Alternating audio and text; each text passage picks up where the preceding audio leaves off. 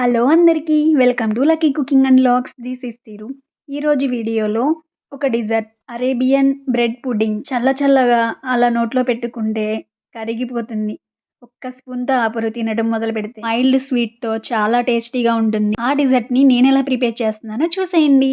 ముందుగా full fat milk అయినా normal milk అయినా 2 కప్స్ మిల్క్ తీసుకుని కాచుకోవాలి. ఈ పాలు కాగేలోపు 2 స్పూన్స్ వెనిలా కస్టర్డ్ పౌడర్ తీసుకోవాలి. వాటర్తో కానీ మిల్క్తో కానీ ఉండలు లేకుండా కలుపుకోవాలి.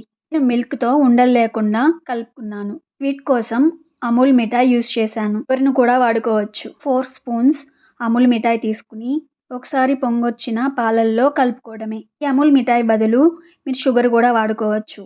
ఈ పాలన్నీ కాగిన తర్వాత ముందుగా కలుపుకున్న కస్టర్డ్ పౌడర్ని పాలల్లో యాడ్ చేసుకుని తిప్పుకుంటూ చిక్కబడే వరకు కాచుకోవాలి. బ్రెడ్ పుడ్డింగ్ కోసం ఫ్రెష్ క్రీమ్ తీసుకున్నాను 4 స్పూన్స్. ఈ క్రీమ్లోకి అమూల్ మిఠాయి కూడా 4 స్పూన్స్ యాడ్ చేసి మొత్తం కలిసేలాగా తిప్పుకోవాలి. ఈ క్రీమ్ కూడా కలుపుకుని పక్కన పెట్టేసుకోవాలి. మిల్క్ బ్రెడ్ తీసుకున్నాను. డిజర్ట్కి మిల్క్ బ్రెడ్డే బాగుంటుంది. చిన్నగా ఉన్న 12 పీసెస్ మిల్క్ బ్రెడ్ని తీసుకున్నాను. 4 సైడ్స్ ఇలా బ్రౌన్ కలర్లో ఉన్నది తీసేసుకోవాలి. బ్రెడ్ పుడ్డింగ్లోకి జీడిపప్పు, పిస్తా పప్పు, బాదం పప్పు చిన్న ముక్కలుగా కట్ చేసుకోవాలి. Bread pudding preparation. ముందుగా కాచుకుని చల్లార్చుకున్న కస్టర్డ్ పౌడర్ మిల్క్ని కొంచెం యాడ్ చేసుకుని ఒక బౌల్లోకి కట్ చేసిన బ్రెడ్ని కూడా యాడ్ చేసుకోవాలి. బ్రెడ్ పైన కస్టర్డ్ మిల్క్ని మళ్ళీ యాడ్ చేసుకుని ఫ్రెష్ క్రీమ్ని యాడ్ చేయాలి. ఇలా క్రీమ్ యాడ్ చేసిన తర్వాత డ్రై ఫ్రూట్స్ కూడా యాడ్ చేసుకోవాలి. ఇలానే బ్రెడ్ మొత్తం ఇలా బౌల్లో పెట్టుకుని ఫ్రెష్ క్రీమ్, కస్టర్డ్ మిల్క్ ఇవన్నీ యాడ్ చేసుకుంటూ డ్రై ఫ్రూట్స్ కూడా మొత్తం యాడ్ చేసుకుంటూ అరేబియన్ బ్రెడ్ పుడ్డింగ్ రెడీ చేసుకోవడమే.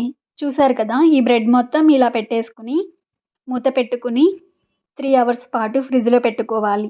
ఈ డిజర్ట్ని చల్లగా తింటేనే చాలా టేస్టీగా చాలా బాగుంటుంది. 3 అవర్స్ తర్వాత బ్రెడ్ పుడ్డింగ్ ఇలా ఉంటుంది. నోట్లో పెట్టుకుంటే కరిగిపోతుంది. ఎప్పుడు చేసుకునే బ్రెడ్ హల్వా, డబుల్ కా మీఠా కాకుండా ఇలా ట్రై చేయండి. ఇంట్లో ఉండే వాటితోనే ఈజీగా చేసుకోవచ్చు. ఈ డిజర్ట్ని టేస్టీగా చాలా బాగుంటుంది. ఈ డిజర్ట్ చల్లగానే తినాలి. అలా అయితేనే టేస్ట్ తెలుస్తుంది. చూసారు కదా నా వీడియో. నచ్చితే మీరు ట్రై చేయండి. నా వీడియో కనుక మీకు నచ్చితే లైక్ చేయండి, షేర్ చేయండి, సబ్స్క్రైబ్ చేయండి.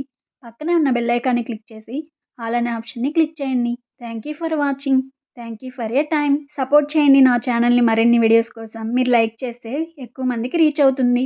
Thank you for watching.